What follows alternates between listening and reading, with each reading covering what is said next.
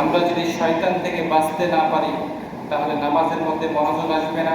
শয়তান থেকে বাঁচতে না পারি তাহলে হাটে বাজারে মাঠে ময়দানে মানুষের বিপদ এগুলো শেষ হবে না। শয়তানের ওয়াসওয়াসা থেকে যদি বাঁচতে না পারি আপনি আমি নামাজে আসবো না। শয়তানের ওয়াসওয়াসা থেকে যদি বাঁচতে না পারি আপনি আমি পিতামাতার সঙ্গে বেয়াদবি করব। শয়তানের ওয়াসওয়াসা থেকে যদি বাঁচতে না পারি আপনি আমি আমাদের সন্তানের হকগুলো আদায় করব না। তবে এই শয়তান ইন্নাহু লাকুম আদুউম মুবিন, আল্লাহ তাআলা বলেন যে তোমরা শয়তানের পদ্ধতি অনুসরণ করো না। শয়তান নিশ্চয় শয়তান মানুষের প্রকাশ্য দুশমন। এই শয়তান থেকে বাঁচার জন্য আপনাকে আমাদের সকলকে আপ্রাণ চেষ্টা করতে হবে। তবে শুধু চেষ্টা করলেই হবে না, আল্লাহ এবং আল্লাহ রাসূল সাল্লাল্লাহু আলাইহি ওয়াসাল্লাম এই শয়তান থেকে বাঁচার জন্য আমাদেরকে কিছু পদ্ধতি দিয়েছেন।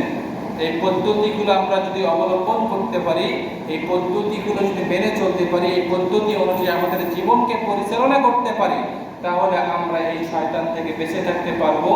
তবে পরিপূর্ণ শয়তান থেকে বেঁচে থাকা আমাদের পক্ষে সম্ভব নয়।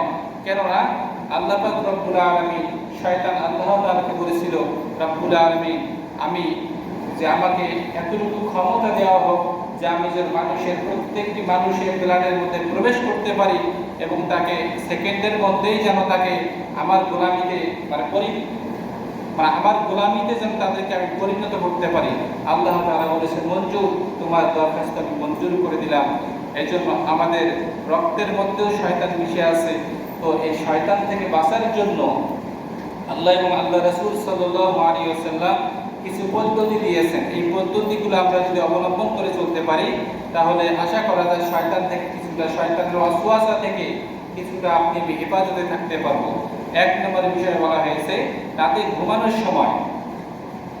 ঘুমানোর সময় যদি কোনো ব্যক্তি সূরা বাকারার শেষের 2 আয়াত পাঠ করে, আল্লাহ রাসূল সাল্লাল্লাহু আলাইহি ওয়াসাল্লাম বলেন, যদি আমার কোনো উম্মতের দল রাতে ঘুমানোর সময় সূরা বাকারার শেষের 2 আয়াত পাঠ করে নিজের শরীরে ফু দিয়ে ঘুমিয়ে পড়ে, আল্লাহ রাসূল সাল্লাল্লাহু আলাইহি ওয়াসাল্লাম বলেন ওই ব্যক্তি ঘুম থেকে ওঠা পর্যন্ত কখনো তাকে শয়তান তাকে আক্রমণ করতে পারবে না। বলে সুবহানাল্লাহ। তাহলে এটা হচ্ছে এক নম্বর আমল। এই আমলগুলো আমাদের অনেকের জানা থাকলেও আমরা এই আমলগুলো করতে চাই না। আমরা রাত্রে শোয়ার সময় বিভিন্ন ধরনের যেগুলো কুসংস্কার, যেগুলো কথা, যেগুলো দুনিয়াবি কথা, এই দুনিয়াবি আলাপ আলোচনা করে আমরা ঘুমিয়ে পড়ি। অথচ আল্লাহ রাসূল সাল্লাল্লাহু আলাইহি ওয়াসাল্লাম আমাদেরকে শিখাইয়ে গেছেন, সেই 1400 বছর ধরে আমাদেরকে শিখাইয়ে গেছেন যে ঘুমানোর সময় তোমরা যদি সূরা বাকারার শেষের 2 আয়াতগুলো ঘুমাতে পারো তাহলে তোমরা শয়তানের কাছ থেকে, শয়তানের ওয়াসওয়াসা থেকে তোমরা দূরে থাকবা। আমরা ঘুমানোর পরে আমাদের অনেকের স্বপ্ন দোষ হয়, ঘুমানোর পরে বিভিন্ন রকমের খারাপ স্বপ্ন দেখে থাকি। এগুলো দেখার পিছনে কারণ হচ্ছে নবীজি সাল্লাল্লাহু আলাইহি ওয়াসাল্লামের দেখানো পথে না চলা এবং ওনার তরিকা, যে রাসূল সাল্লাল্লাহু আলাইহি ওয়াসাল্লাম আপনাকে আমাকে যে পদ্ধতি দিয়েছেন এই পদ্ধতি অনুযায়ী না চলে, এই পদ্ধতি না মেনে ঘুমানোর কারণেই আমরা এই ধরনের স্বপ্ন দেখে থাকি।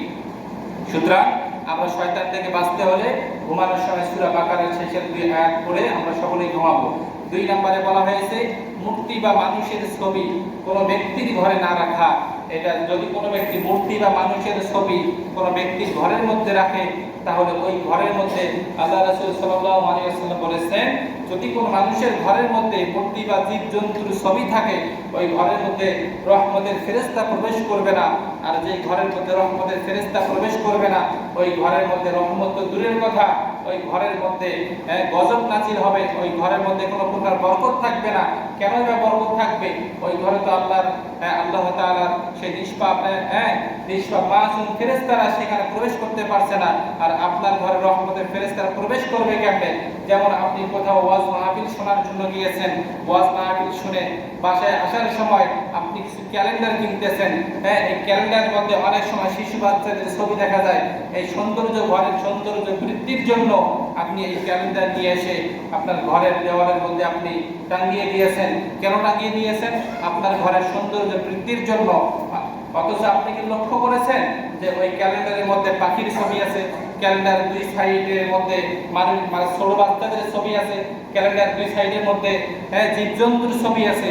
যদিও বা আপনি লক্ষ্য করেছেন, কিন্তু হয়তো বা আপনার এই হাদিসটি স্মরণ নাই যে ঘরের মধ্যে কুকুর বা জীবজন্তু কিংবা কোনো পশু পাখির ছবি থাকে, ওই ঘরের মধ্যে রহমতের ফেরেশতা প্রবেশ করে না। সুতরাং আমাদের ঘরের মধ্যে, যাদের ঘরের মধ্যে পশু বা জীবজন্তুর ছবি আছে, মানুষের ছবি আছে, পশু পাখির ছবি আছে, আজকে জুম্মার নামাজ শেষে বাড়িতে যাওয়ার পরে ঘর থেকে এগুলো আমরা বের করে চুলার মধ্যে দিয়ে জ্বালিয়ে দেব। কেননা আপনার ঘরের মধ্যে রহমতের ফেরেশতা প্রবেশ করছে না, অথচ আপনার ঘরের মধ্যে পবিত্র কোরআনুল কারীমও আছে, কিন্তু কোরআনুল কারীম আছে কিন্তু আপনার ঘরের মধ্যে জীবজন্তুর ছবিও আছে, তবে আপনার ঘরের মধ্যে রহমতের ফেরেশতা প্রবেশ করবে না। তাহলে আজকে জুম্মার নামাজ শেষে যাদের ঘরের মধ্যে এগুলো আছে, আমরা আজকেই এগুলো সকলে বের করে ফেলবো। 3 নম্বরে বলা হয়েছে পানাহারের সময় মহান আল্লাহ পাক রব্বুল আলামিনের নাম স্মরণ করা। আল্লাহর হাবিব সাল্লাল্লাহু আলাইহি ওয়াসাল্লাম বলেন, যদি আমার কোনো উম্মতের দল খানা খাওয়ার সময় আল্লাহ তাআলার নামটি স্মরণ করে, রাসূল সাল্লাল্লাহু আলাইহি ওয়াসাল্লাম বলেন, ওই ব্যক্তিকে কখনো শয়তান স্পর্শ করতে পারে না। শয়তান স্পর্শ করবে তখন যখন কোনো ব্যক্তি খানা খাওয়ার শুরুতে বিসমিল্লাহ, অর্থাৎ খানা খাওয়ার শুরুতে যে দোয়া পড়া নিয়ম, এই দোয়া না পড়ে যদি কোনো ব্যক্তি খানা খাওয়া শুরু করে, ওই ব্যক্তিকে শয়তান ভর করবে। আপনি একটা বিষয় লক্ষ্য করবেন, অনেক ব্যক্তি খানা খাওয়ার সময় এদিকে খানা খাওয়া চলতেছে, আবার এদিকে দুনিয়াবি গল্প করতেছে, অনেক সময় মানুষের বিপদও করতেছে। কেন করতেছে? রাসূল সাল্লাল্লাহু আলাইহি ওয়াসাল্লাম বলেন, যদি কোনো ব্যক্তি খানা খাওয়ার শুরুতে এই দোয়াটি পড়তো, তাহলে ওই ব্যক্তিকে শয়তান আক্রমণ করতে পারতো না। আর শয়তান আক্রমণ করবে তখন যখন কোনো ব্যক্তি খানা খাওয়ার শুরুতে দোয়া পড়বে না।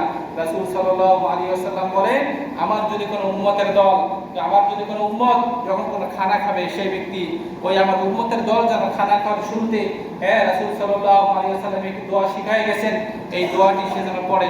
রাসূল সাল্লাল্লাহু আলাইহি ওয়াসাল্লাম বলেন, খানা খাওয়ার শুরুতে বিসমিল্লাহি ওয়া আলা বারাকাতিল্লাহ বলে সে যেন খানা খায়, এবং খানা খাওয়ার শুরুতে যদি বিসমিল্লাহ বলতে ভুলিয়া যায়, তাহলে খানা খাওয়ার মধ্যবর্তী সময়ে বিসমিল্লাহ ভুলিয়ে গেলে, বিসমিল্লাহ ভুলিয়ে যাওয়ার কারণে রাসূল সাল্লাল্লাহু আলাইহি ওয়াসাল্লাম আরো একটি দোয়া শিখাই দিয়েছেন, সেটা হলো বিসমিল্লাহি আউওয়ালাহু ওয়া আখিরু।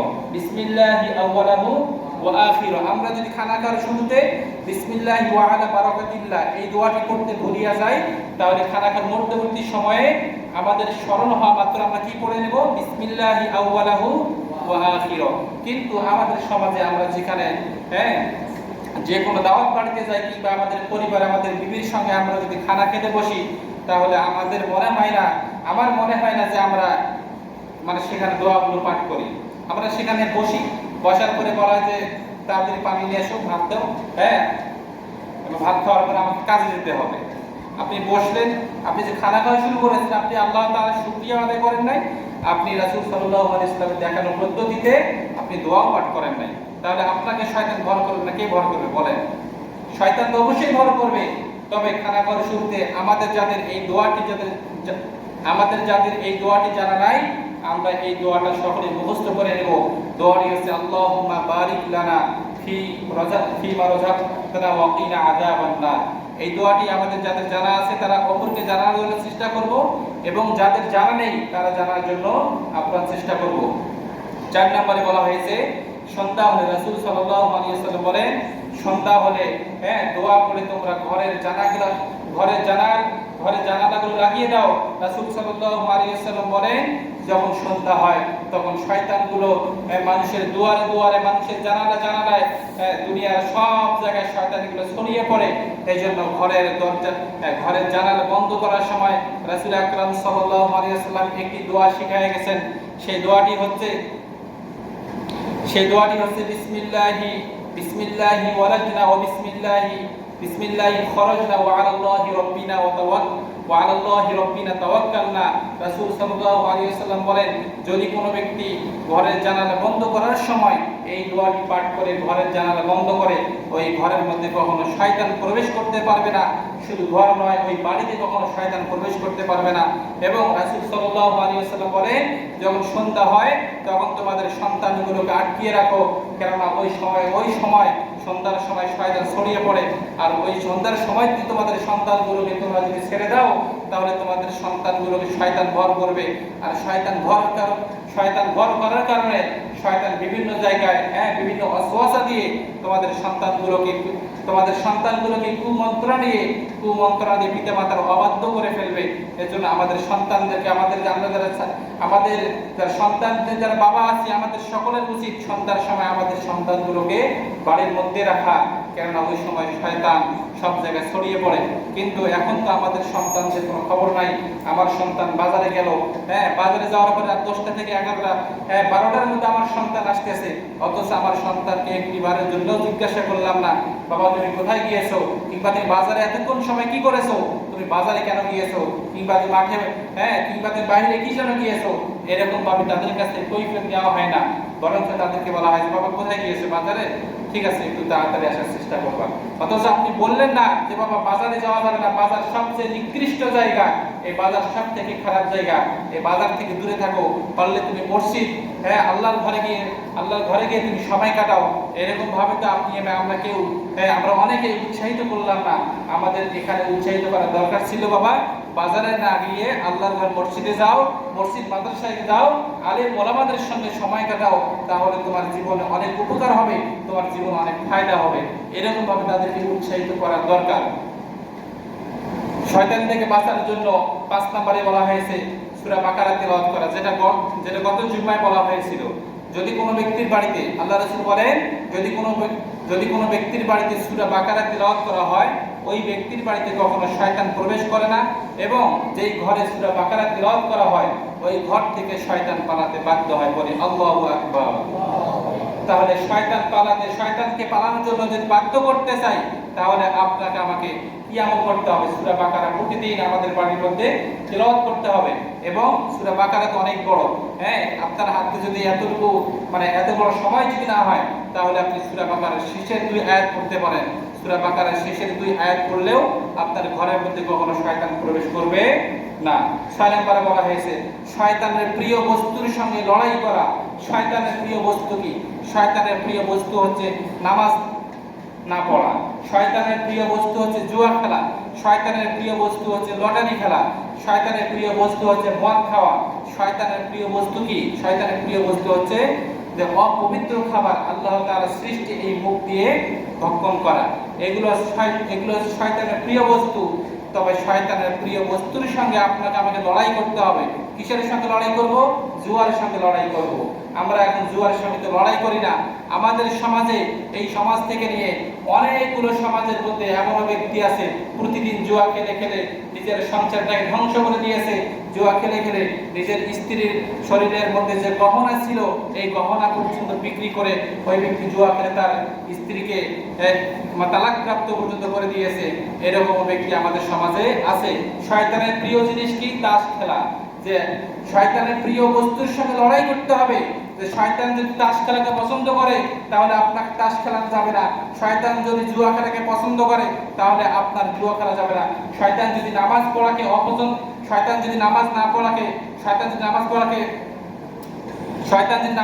অপছন্দ করে তাহলে আপনাকে আমাকে নামাজ পড়তে হবে। কেননা শয়তান নামাজ কি ভালোবাসবে? শয়তান কখনো নামাজ ভালোবাসবে না।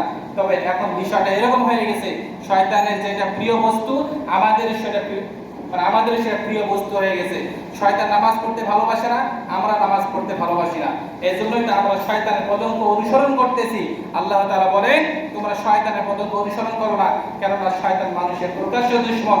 শয়তান জুয়া খেলাকে পছন্দ করে, আমরাও জুয়া খেলতেছি। শয়তান লটারি কাটে পছন্দ করে, আমরাও লটারি কাটতেছি। এগুলো থেকে তো আমরা বঞ্চিত না। এগুলো থেকে আপনাকে আমাকে বঞ্চিত হতে হবে এবং শয়তানের প্রিয় বস্তুর সঙ্গে আপনাকে আমাকে লড়াই করতে হবে। শয়তান থেকে বাঁচার 7 নম্বর আমল বলা হয়েছে ঘরের মধ্যে নিজের ঘরকে বাদ্যবাজনা গান মুক্ত রাখা। এখানে আমরা এমন ব্যক্তি উপস্থিত আছি রাতে শোয়ার সময় কানের মধ্যে হেডফোন লাগিয়ে গান চালু করে দিয়ে আমরা ঘুমিয়ে পড়ি। এদিকে গান চলতে চলতে আপনি কখন ঘুমিয়ে পড়েছেন আপনি নিজেও জানেন না। অথচ সারা রাত ফজর পর্যন্ত, সকাল 8টা-10টা পর্যন্ত আপনার মোবাইলের মধ্যে এদিকে গান চলতেছে, আপনার কানের মধ্যে যে হেডফোন লাগানো আছে গান চলতেছে। অথচ আল্লাহ রাসূল সাল্লাল্লাহু আলাইহি ওয়াসাল্লাম বলেন যে তোমাদের প্রত্যেকের ঘরকে তোমরা গান মুক্ত রাখো এবং বাদ্যবাজনা মুক্ত রাখো। তবে আমাদের ঘরের মধ্যে আমরা কোরআন তেলাওয়াতের আওয়াজ চালু করতে চাই না, অথচ এখানে আমাদের উচিত ছিল গানের পরিবর্তে, একটু আগে বললাম, শয়তানের বিপরীত কাজ করা, শয়তানের প্রিয় বস্তু যেটা, ওই বস্তুর সঙ্গে আমাদেরকে লড়াই করা। শয়তানের প্রিয় বস্তু হচ্ছে গান শোনা। আল্লাহ রাসূল বলেন, যে ঘরের মধ্যে গানের আওয়াজ চালু থাকে, যে ঘরের মধ্যে গানের আওয়াজ চালু হয়, যে ঘরের মধ্যে গান বাজানো হয়, ওই ঘরের মধ্যে কখনো রহমতের ফেরেশতা প্রবেশ করে না। কিন্তু আপনি যদি ইচ্ছা করলে গানের আওয়াজ চালু না করে, গান না শুনে, গান শোনার জন্য কানের মধ্যে হেডফোন না লাগিয়ে আপনি মক্কা মদিনার ইমাম শাইখ সুদাইস আব্দুর রহমানের কোরআন তেলাওয়াত চালু করে দিয়ে আপনি ঘুমাতে পারতেন। আপনি কোরআন তেলাওয়াতের আওয়াজ চালু করে দিয়ে ঘুমানোর পরে আপনি যতক্ষণ পর্যন্ত ঘুম থেকে উঠবেন না, ততক্ষণ পর্যন্ত আপনার আমলনামার মধ্যে আপনি কোরআন তেলাওয়াত করে দিয়ে সওয়াব পাইতেন। আপনি সেই কোরআন তেলাওয়াতের আওয়াজ চালু করে ঘুমানোর কারণে আপনার সেই আমলনামার মধ্যে সেই সওয়াব নেমে হবে, বলি সুবহানাল্লাহ। তাহলে আমরা কি গান শুনতে রাজি আছি? বলেন, গান শুনতে রাজি আছি? গান শুনতে রাজি নাই, কিন্তু এটা আমরা শয়তানের ওয়াসওয়াসায় পড়ে আমরা গানের মধ্যে লিপ্ত। এখানে এখন যদি চেক করা হয় যে শতকরা 80% মুসল্লিদের ওখানে গান বের হবে। কেন বের হবে? আমরা গান শুনি, এই জন্যই গান বের হবে। কিন্তু আপনার উচিত এই গান না শুনে আপনার মোবাইলের মধ্যে কোরআন তেলাওয়াতের আওয়াজ চালু করে, কোরআন তেলাওয়াত লোড করে, কোরআনের সেই মেমোরিটা সেই কম্পিউটার থেকে লোড করে কোরআনের আওয়াজ, কোরআন তেলাওয়াত আপনার মেমোরি দিয়ে আপনি লোড করে আপনি কোরআন তেলাওয়াতের আওয়াজ আপনি সবসময় শুনতে পারেন। কেন শুনবেন? আপনার তো তেলাওয়াত এখন পর্যন্ত পড়ায় সহি শুদ্ধ হয় নাই। এই কোরআন তেলাওয়াত শোনার কারণে আপনার তেলাওয়াত সহি, মানে একটু হলেও সহি শুদ্ধ হতে পারে। এবং রাতে শোয়ার সময় কোরআন তেলাওয়াতের আওয়াজ চালু করে আমরা সকলেই ঘুমাবো। আর যাদের মোবাইলে গান আছে, এখন থেকে নিয়ত করবেন, জুমার নামাজ শেষে যখন আপনি বের হবেন, যদি মোবাইল নিয়ে এসে আলহামদুলিল্লাহ রাস্তায় যাওয়ার পথে ডিলিট করে দেবেন। আর যদি মোবাইল না নিয়ে আসেন, বাসায় যাওয়ার পর যাদের মোবাইলে গান আছে কিংবা অশ্লীল ভিডিও আছে, এই ভিডিওগুলো সকলে ডিলিট করে দেবেন। কেননা আপনি যদি আজকে ইন্তিকাল করেন, আপনার এগুলো দুনিয়ার জমিনে থেকে যাবে। আপনার মোবাইল আপনার পরিবারের লোকজন যদি চেক করে, আপনার পরিবারের লোক কখনো প্রকাশ করবে না যে আপনার মোবাইলের মধ্যে অশ্লীল ভিডিও ছিল, কখনোই প্রকাশ করবে না। কিন্তু প্রকাশ না করুন, যদি মহান আল্লাহ তাআলা তো ঠিকই দেখতেছে যে আপনার মোবাইলের মধ্যে দুনিয়ার জন্য আপনি গান রেখে গেছেন, নাকি ওয়াজ রেখে গেছেন, এর জন্য এর যারা আপনি সেই পাপের ভাগেও সেই কবর পর্যন্ত পৌঁছাবে। এই জন্য আমাদের সকলের উচিত গান থেকে দূরে থাকা। আল্লাহ তাআলা আমাদের সকলকে গান থেকে দূরে থাকার তৌফিক দান করে, সকলে পড়ি আমিন।